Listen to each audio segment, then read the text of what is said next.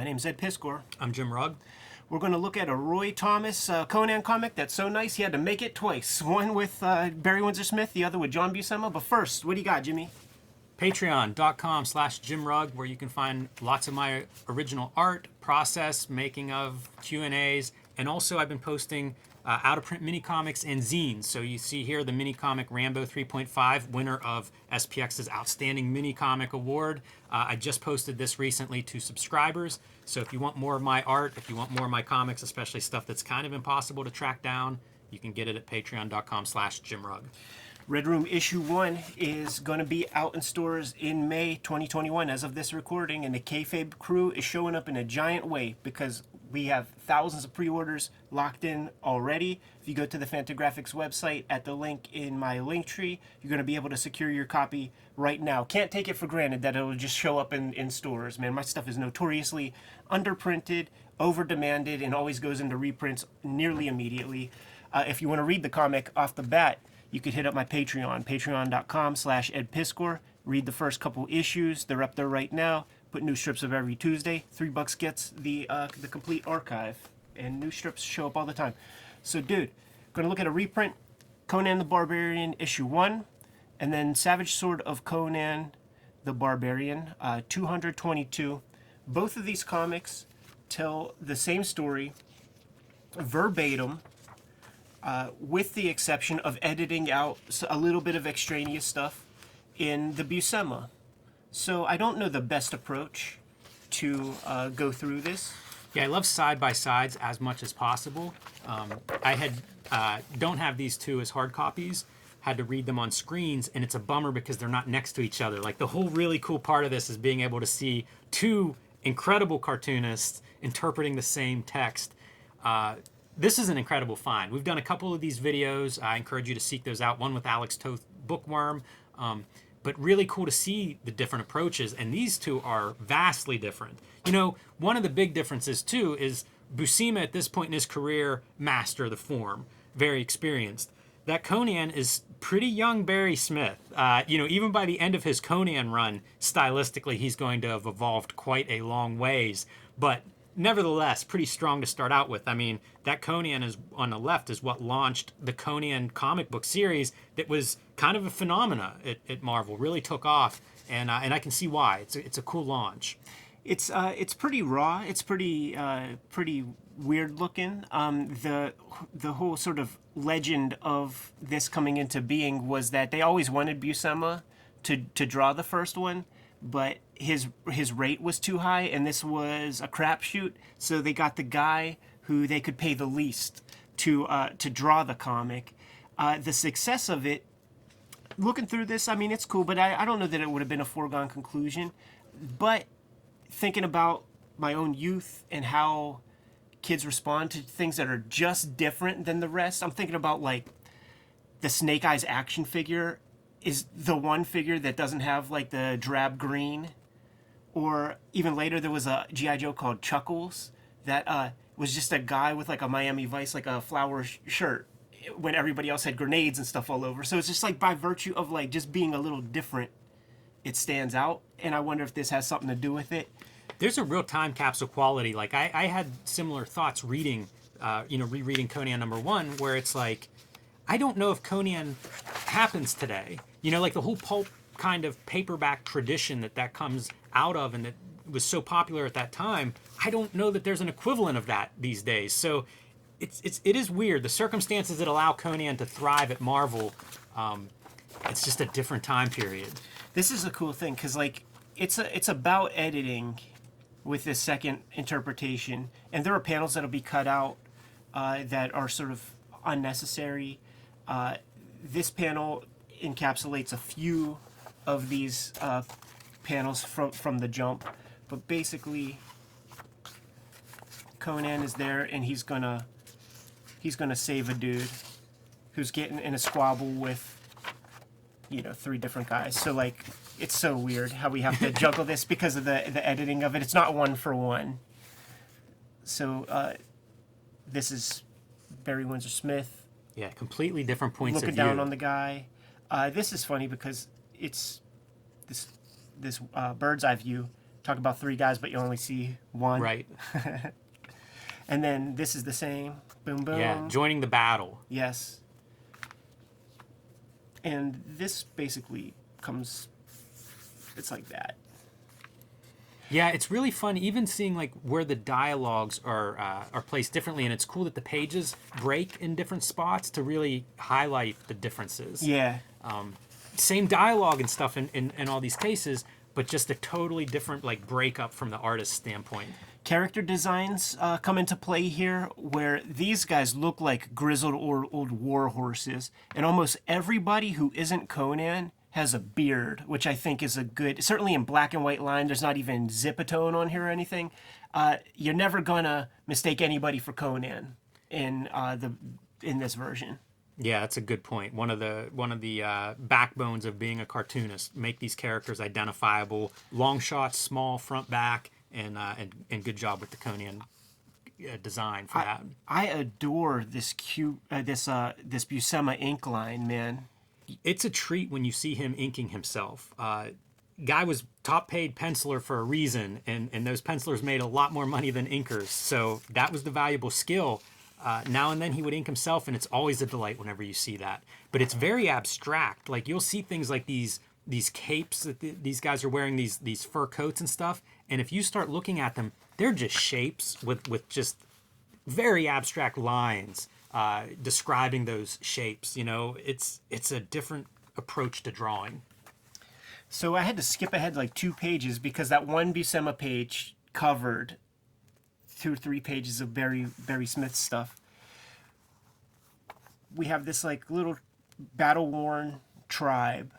We see people bringing their wounded into the camp. You see interesting design on the kind of leader with the little dog head thing, and you see them there. Just the weight of the Buscema figures. They're so heavy. So sound, man. Solid, yeah. That was something that I got from like How to Draw Comics the Marvel Way was one of my first Buscema exposures. But I always take that away, of that sense of weight. You got to assume like that dog cape skin thing, that wolf skin thing is something from the original text. Yeah. You know, so the stuff that's consistent on both, I just imagine comes from the source material. Yeah, another consistency would be finding this cave with these like runic symbols above it. You see the Barry Smith interpretation. Looks like it has a damn warehouse door. Yes, it does. On it, man. Open up the garage. Yeah. Got a delivery coming in. And speaks to your abstract shapes of like that's sold as a cave perfectly. Gotta assume he dashes that out in 14 seconds. Right. You know what I mean? It works. You're right. It's a cave, side of the mountain, all that. There are going to be a handful of these panels. So we talk about Barry Windsor Smith very young as an artist, but there are going to be a handful of these panels where you see the glimpse of like, yeah, this guy, he's got something. He's Sure. a special guy. And I think that's one of those early panels in this comic that looks really cool in the Barry Windsor Smith one. Yeah, it's fun to see what Barry Windsor Smith places value, because this is probably a Marvel Method situation in a lot of ways, even though they're working from a real, literary source. But Barry Smith making this panel super big with the reveal and super small when you see the guys. That's a little amateurish in terms of storytelling. So Buscema is not going to give as much real estate to the reveal shot because these characters here, they're important. Yeah, look at the difference between these two panels, the introduction of these characters. Talk about a dramatic difference. What a choice by the artist, really thinking about this differently. Yeah. And Barry Smith still got the Kirby energy to him, man. Yeah, it's worth noting with the Kirby energy thing, Smith is doing this at a time whenever the Marvel Universe is still defined by a lot of the Kirby stylings. Yeah. And probably still stressed, especially for a young cartoonist. So these panels are the same, basically, where you got your little shaman pointing to the little power source. Looks, more futuristic, more 2000 AD. Yeah, definitely. Definitely the Kirby stuff, I think, through and through. I mean, this is right out. This could have been a 2001 comic 2001, book. yeah. And it's just this kind of like geode. Yeah. And Buscema. But we got the back and forth between these characters, man. We got things are going to start getting real fun in a second here. I think this is another one of those very interesting Barry Smith panels. Super dynamic as they're like racing down this mountain to attack these soldiers to finish off the fight that started in the beginning pages. Well, they've tracked down that war party that was fleeing, and now they're going to exact their revenge. But talk about motion going down that page. Yeah, it's good. And when you can like figure out the human figure enough to be drawing this kind of thing, it's extra hard, and you sort of know it. So like even in sketchbooks, when people are like, "Can you draw something for me?" It's like I want to hook them up with something that's a challenge and good. And it would be something like this, but nobody wants that. Right. You know, they just want the front-on shot. But this is a much more accomplished kind of illustration. So here we have the war party stuff with the introduction of 3 sets of bat wings. Yeah, and this is exactly, like, dialogue-wise, this is what's coming in this panel, right? And now, yeah. So these 2 panels are essentially these 2 in terms of your dialogue lining up. And, man, what a different take once again. Yeah. That thick, I mean, I just can't get Kubert out of my mind. It's very, very Kubert-esque. So organic. And you know, the Kubert part is just those brush strokes. Yeah. Like composition, this is nothing, I don't think you'd see anything in Kubert that resembles this kind of dynamic style that Buscema brings to it. It's just that inking. The finish, yeah.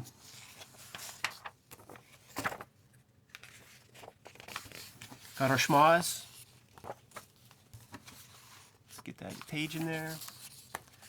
We have our schmoz with the bat creatures. Our bearded dude take a swipe. There's some really Gets dispatched. Olaf is dead, sucker. great shots. Look at that face. Like a panel composition. That's a pretty inventive panel composition where your caption is falling in the middle of the panel. Yeah, also, man, camera composition, man. This is way before Ripley and the Alien. You know which one I'm talking about. All right, let's see what the panel looks like when he goes to avenge Olaf. Olaf, berserker. Yeah, jeez. Just it's more adventurous. You know, this is a tackle. We saw Ron Simmons do this a million times when he was the champ. Nice. By the way, Ron Simmons and Buscema's Conan, very similar builds. Yes, sir. Yes, sir. I really like the looking at the falling panels too. Let's get both of those on the screen. Yeah, it's nice whenever they sync up like this, where it's like Conan crashing into the snow. So there are these moments that are almost identical. Yeah. Does he catch the talented of jibs? Yeah. Talented of jibs. It's fun. We had looked at the Buscema, you know, the monster in the face of Olaf, and now you get to see kind of Barry Smith doing that sort of interesting perspective. You know, like let's flip Conan upside down for a little bit more of a dramatic shot here. Yeah, and just that falling figure, like, it's sold really well. It comes later when you start to figure out how to get these weird things that don't have hard edges, energy, whatever, splashes, into your composition. It's like you spent your whole young life trying to draw a figure. Now you got to start to draw, you know, snow flying everywhere. Yeah, the stuff that's hard to draw, you don't even think about until it comes up. Exactly. So that's where you got to start to bust out the sketchbook and do a couple tries before you commit. Snow is one of those things, though. Surprising amount of snow throughout cartooning. You know, you can find lots of examples. This is a good couple. Fun to compare. It's good 4-panel joint. And selling the wooden jail.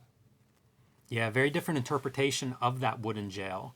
You know, you can still see those wood bars on the Barry Smith version, but much more of like a cage in the Buscema. Buscema, there are, in some of these Conan mags, there will be these pinups, because, you know, they would do like they would call them portfolios, and it would just be splashes, where he would draw these torture machines and stuff. And when you look at the Rube Goldberg of them, you could see how the thought he's putting into them, it's kind of demented. That's funny. Buscema's women are very distinct. I'm very impressed by that going through, you know, like rereading this. I don't know if that's a Frazetta thing, if it's just a fantasy art background or what, but draws women really well and very much in that mold of like the fantasy style, you know, that you would see in paintings, Vallejos and stuff like that. Right. Here's a complicated one that has a lot going on in one panel. You got your rubes from the rival faction. You got your winged guys. You got to have your shaman doing some spell over the gimmick. Barry Smith is also able to get that wooden jail sequence in there. We don't have it there, but all the other elements are present in the Buscema panel. Now stuff is going to be getting really fun because we're going back in time, and I didn't know that that King Call was in the same kind of universe as Conan, but here we have it. King Call and the Buscema version, who was, I guess, the king of Atlantis when it was still above water. A great cataclysm occurs. Here's our destruction of Atlantis. When I was rereading this, it was looking at the destruction of Atlantis in both of these and how minimal the drawings are for them. You know, like I would labor over this for days trying to figure out how to make Atlantis look cool and have water like going through the streets and stuff. It's so minimal and it's clearly communicated in both of these examples, but super minimal from a drawing standpoint. I find that always instructive when you see these guys who really know what they're doing, and it's like, oh yeah, panel of a civilization being overwhelmed here. A couple building, nods to like a building indicator here, a tower or whatever, and you're good to go. Some motion lines. This is a pretty much panel to panel section. So we have a baby is born amongst battle, and as the young guy grows, he becomes the king. Yeah, and from a story standpoint, this is when the old man's starting to. There are curveballs coming up. Yeah. He has plans for Conan that don't involve him leaving this prison and becoming king. Right. It's fun. The old man kind of gets addicted to this thing and has to keep looking into this stone. He's almost mesmerized by his own the magic that he's working. He gets sucked into himself because he just can't stop looking. Yeah, like I get that impulse, man. Oh yeah. Sometimes it's like if there's a big news event or something. Let me just read one more article. It's human nature. It's a really good. I guess Robert E. Howard is give credit to him for this, but it's human nature. It's very easy to understand this. Yeah. So looking through that little crystal, foretelling the future, going way beyond this King Conan to these weird statues in the desert. I must know more. and our bearded guy with the dog head is like, this is some arcane shit. You got to stop that, man. Old dude just can't do it, man. So they're taking it to 2001. And look at these, look at how simple that cosmonaut. This is the era where no Google image search. You got to have your National Geographics on tap or something if you're going to try to get a good cosmonaut costume. And this is fun, This is Kirby-ish, just like a little tinfoil outfit, little doughboy. It's great to see the sci-fi elements through the visual stylings of the barbarian, the sword and sorcery barbarian stuff. How's an astronaut look in that style? Oh, just imagine. By the way, the guy who's like, this is bullshit, knock it off. I know these guys too. I grew up with plenty of them in my circle. This is going to be a fun one because we were talking about the kicking the door in and how that's hard to do. Let's see 2 interpretations of breaking through wooden prison bars. Not too successful here, I don't think, man. It looks like he's fallen. You see a break, but it doesn't look like it's from any consequence of him. It looks like he fell through it or something. Very obvious there. That's how to draw comics the Marvel way, baby. Yeah, something to note for the Buscema stuff. If you're paying attention, he's constantly straining and trying to get out of that box. Anytime you see it on panel, he's doing something. I love that. That's something I always try to do is make those characters doing something. Even trapped in a box, he's working towards this escape. Yeah, pretty much similar panels here. It's neat whenever they're that similar. Yeah.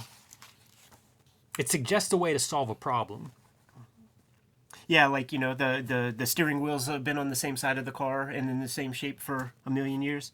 Look at this right here, man. You got your little, skipping a stone, but that stone has some weight in this one. Yeah, also interesting to me are the things that are stretched out, right? Yeah. So you get one panel of this versus almost a half page in the Buscema one, and I did not keep up with page counts, but it seems like, you know, Buscema gets a few extra pages to work with. Yeah, and you figure this is a very important storytelling element. Like, let's destroy this thing, not just throw it on the other side of the room or whatever. The little bat guys dispatched from breaking the crystal. I also noted going through the Buscema stuff is his use of blacks as like a way to pull focus. Yeah. Really strong black and white art. The escape. Mm-hmm. Dude, it's like Ditko interpretation is left and right. Kirby interpretation coming at ya. Yeah, Wu-Tang coming at very ya. well said. I saw a comment recently, and it was somebody complaining about the way we beat up spines. I know, yeah. It's for your benefit at home. You should be thanking us. We read our comics here. Send us a near mint replacement if you're worried about us. P.O. Box 3071, Munhall, PA 15120. Let's see our Bat Lady. She stays sexy, man. You know? Like, that looks like a Danzig Verotic character. It does. It really Satanica. does. Yeah, even the bat version of her is not too outlandish. Yeah, but here's the Buscema. Yeah, that'll give Feels Conan agonizing. nightmares. Yeah, that's beyond vaginal detente or whatever they call that. And then the end. You know, he acknowledges everything he's just experienced and gone through. Yeah, the biggest thing I see here is the condensing moments. So you get one whole moment of this thing like blinking out of existence, that woman blinking out of existence, you know, whenever the thing's destroyed. Whereas here, you've got to share that moment. You get two moments in the Barry Windsor Smith piece, and I assume that's just space, how many pages you get to work with. Yeah. Like, although, there's one more page, I think, to the Windsor Smith. Oh yeah, this is such a weird one. You know, this is one that stood out to me as being like, you see glimpses of him trying things or having these ideas, but from a pacing standpoint, do you really want to could the page have been spent better somewhere? You know, like that's a big difference between he and Buscema, who is like, yeah, we'll do this page in you know, 2/3 of one tier, 1/3 of the page down at the bottom. Not sure how that comes about. It's weird, but I do think this points to future Barry Windsor Smith, and just again thinking of like, how do you expand comics? How do you put illustration in these comics? Because obviously he evolves quite a bit, right? But it's cool to see where the emphasis and the space allotments are weighted. I totally think that a big part of this is just a stroke of like young cartoonist, and he accomplished almost all he needed in that 19. But you're getting paid for 20, so stretch it. That's a fast page, too. That's the end of the month, end of the issue. Maybe it could be a deadline buster right there of like, yeah, I can draw this face in 20 minutes. For sure. But look, or probably like 5 minutes. Going along with the planes, like that's a cool thing. Well, that's what you would see evolve out of him, too, is that line, you know, his line becomes so prominent moving forward. Yeah. Anyhow, man, the same comic, drawn 2 times, a little extra editing in the magazine version, but how could we not take a look at this on the channel? Yeah, and two of my favorites. Like, it's great to see these two guys. I mean, these are A-listers kind of going at it here. Yeah, for sure. I wonder what Barry Windsor Smith thought of the Buscema piece. Like, I wondered, too, if Buscema had read the original. I mean, it seems like that would be an easy thing to do. Would you go out of your way to avoid it? You know, a lot of these old-timers, you hear about them, they're not reading other comics. They're working. When they're not working, they're not looking at comics. So